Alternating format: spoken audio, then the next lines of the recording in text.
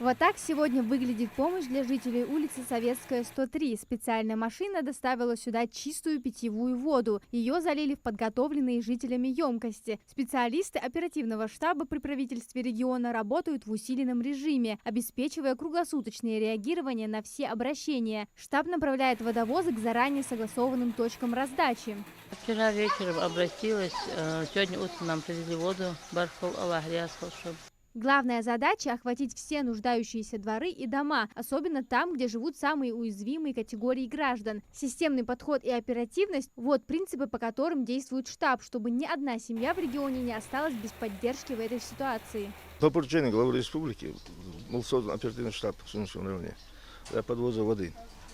Регулярно, каждый день регулярно мы подводим воду, делим машину пополам, чтобы больше обхватить людей. У нас несколько участков здесь проблемные с водой. Это улица Советская, там часть Верхней Пролетарской, Кирова улица.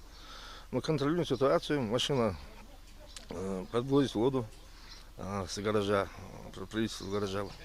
Эту работу мы проводим. Регулярно смотрим, ездим.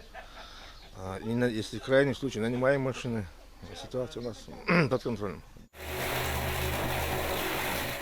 Следующая точка маршрута – дом номер 75 на той же улице. Этот адрес особый. Здесь проживает большая семья с детьми и пенсионерами. Для них отсутствие воды – особенно тяжелое испытание. Сюда водовозка прибыла сразу после завершения работы на 103-й. По словам представителей штаба, этого объема должно хватить жителям дома на несколько дней. Основная задача – минимизировать последствия перебоев с водой, а также оперативно устранять возникающие проблемы.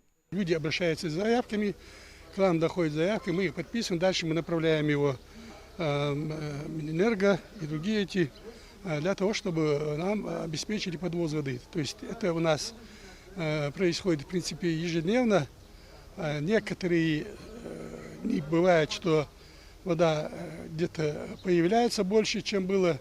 Может быть, это и связано с дебетом, где-то какие-то другие причины, но мы эти вопросы закрываем потихонечку.